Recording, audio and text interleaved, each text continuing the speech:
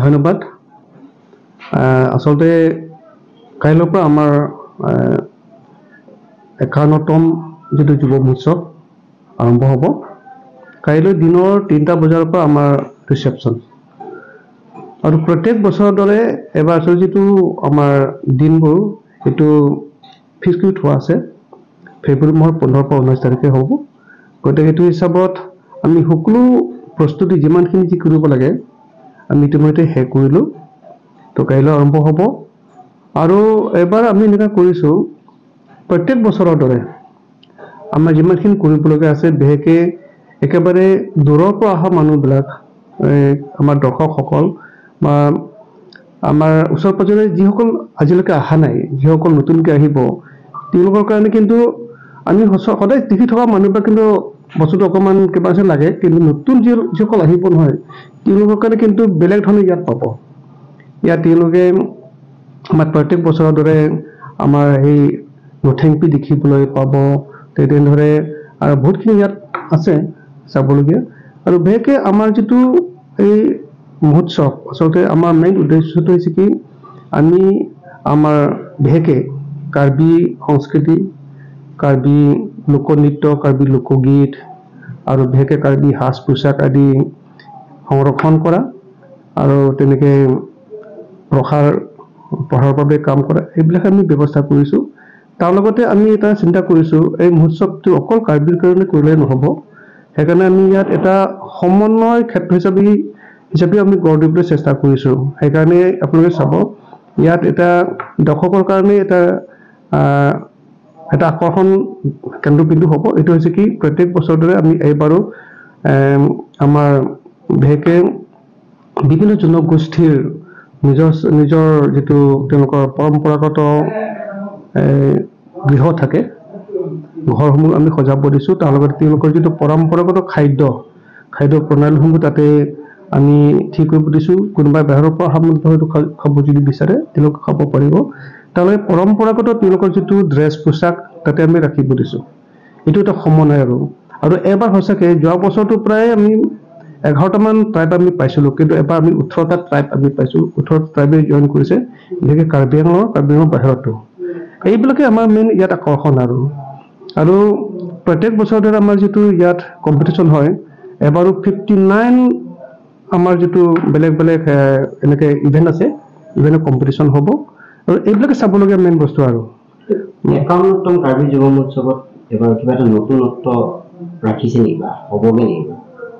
নতুনত্বটো আচলতে যোৱা বছৰ আমি আমাৰ ৰাষ্ট্ৰপতি মহোদয়ক আমি আমন্ত্ৰণ জনাইছিলোঁ। যোৱা বছৰ গল্ডেন জুবলি আছিলে, কিন্তু বিশেষকৈ আমাৰ এই যিটো বতৰৰ কাৰণে তেখেত আহিব নোৱাৰিলে, বতৰে অকণমান বিঘ্নিত কৰিলে।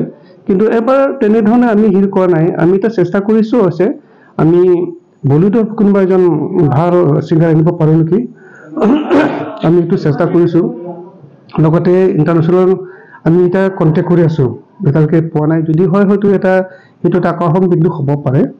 আৰু কিন্তু পৰম্পৰাগত যিটো আমি সদ্যহতে আমাৰ যিটো আমি পিপুলছ তাৰ লগত যিখিনি আমি ঠিক কৰিছোঁ নহয়, মই ভাবোঁ এইখিনিয়ে যথেষ্ট বুলি মই ভাবোঁ। সদ্যহতে মই অথনি ক'লোঁ যিসকল নতুনকৈ আহিব আমাৰ অসমৰ পৰাই হওক বা বিভিন্ন আমাৰ প্ৰদেশৰ পৰাই হওক বা বাহিৰৰ পৰা হওক, নতুন যিসকল আহিব নহয় এইটো এটা ইয়াত নতুন এইটো বেলেগ ধৰণে এটা পাব, এটা ইউনিক কিবা এটা জেগা এটা পাব। আমি ঠিক এনেদৰে চেষ্টা কৰিছোঁ এইটো এটা টুৰিষ্ট স্পটো হ'ব লাগিব, ইয়াত কালচাৰ হাব হ'ব লাগিব। সেইটো আমি এটা গঢ় দিবলৈ চেষ্টা কৰিছোঁ।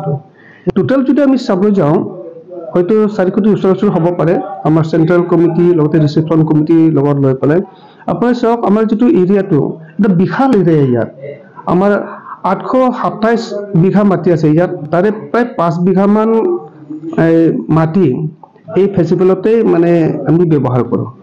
এটা বিভিন্ন এৰিয়া, ইয়াত বজাৰ আছে, আমাৰ ট্ৰেডিশ্যনেল মাৰ্কেটো আছে আৰু তুমি কোৱা ধৰণে আমাৰ ইথনিক ভিলেজ আছে নহয় জানো, আৰু বহুত ইয়াত আছে বেলেগ ধৰণে আমি ঠিক কৰিছোঁ। তাৰোপৰি 59 আমাৰ যিটো ইভেণ্ট আছে, ইভেণ্টৰ কাৰণে আপুনি প্ৰত্যেকটো ইভেণ্টত 3টাকৈ আপুনি প্ৰাইজ দিব লাগিব মিনিমাম নহয় জানো। এই প্ৰাইজ মানি আছে, মমেণ্টো আছে আৰু জাজ আমাৰতো প্ৰায় 120জনমান প্ৰত্যেক বছৰে আহে।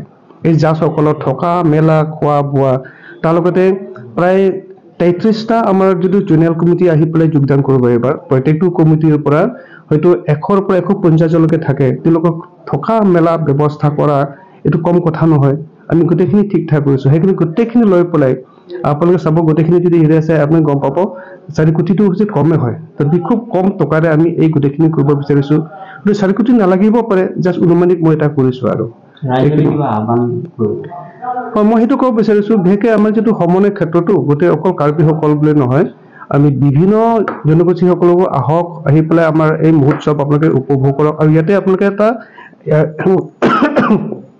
ইয়াৰ পৰাই একেলগক অনুৰোধ জনাম যে ইয়াৰ পৰা আপোনালোকে এটা কথা উপলব্ধি কৰক যে আমি কাৰ্বিসকলো আমি ইয়াত থাকি পেলাই সমন্বয় কাৰ্বি আংলঙত বসবাস কৰা বিভিন্ন জাতি জনগোষ্ঠী আমি একে হিচাপে থাকিব বিচাৰো একে সংস্কৃতি একে ভাষা একে সাজ পোছাক আমাৰ যিটো পৰম্পৰাগত আছে সকলোৱে সমানভাৱে ইয়াত আমি ইয়াৰ পৰাই সংৰক্ষণ কৰাৰ লগতে প্ৰসাৰ কৰা প্ৰচাৰ কৰা গোটেইখিনি দায়িত্ব ইয়াৰ পৰা আমি কৰিব বিচাৰিছো এই গোটেইখিনি লৈ পেলাই একেলগৰ সহযোগিতা আমি কামনা কৰিছো আৰু যিসকল ধৰি লওক সংস্কৃতিৰ ক্ষেত্ৰত জড়িতও নহয় তথাপিও আহি পেলাই চাওক আমি কেনেদৰে কৰিছো নাই জানো অৱশ্যে আৰু বহুতখিনি কৰিবলগীয়া আছে এইটো নহয় যে আমি গোটেইখিনি কৰি পেলাই যিখিনি আছে কৰিলো বুলি নহয় গোটেইখিনি কৰিবলগীয়া আছে আমি এনেকৈ কৰিছো আৰু যোৱা বছৰ যিটো 50 গল্ডেন জুবলি আছিলে যোৱা বছৰটো সঁচাতে ক'বলৈ গ'লে আমি খুব অলপ মানে খুব আৰম্ভপূৰ্ণভাৱে আমি কৰিছিলোঁ কিন্তু এবাৰ এই গল্ডেন জুবলিৰ পিছতো গোটেই অকণমান স্থিমিত হৈছে আৰু ক'বলৈ গ'লে নহয় জানো এইটো কথা কিন্তু এইটো এটা সমন্বয় ক্ষেত্ৰ সেইকাৰণে সকলোকে মই আহ্বান জনাম আপোনালোকে এপাক আহি পেলাই চাওক আমি কেনেকৈ ইয়াত আমাৰ মহোৎসৱটো আমি ইয়াত উদযাপন কৰিছোঁ কেনেকৈ আমি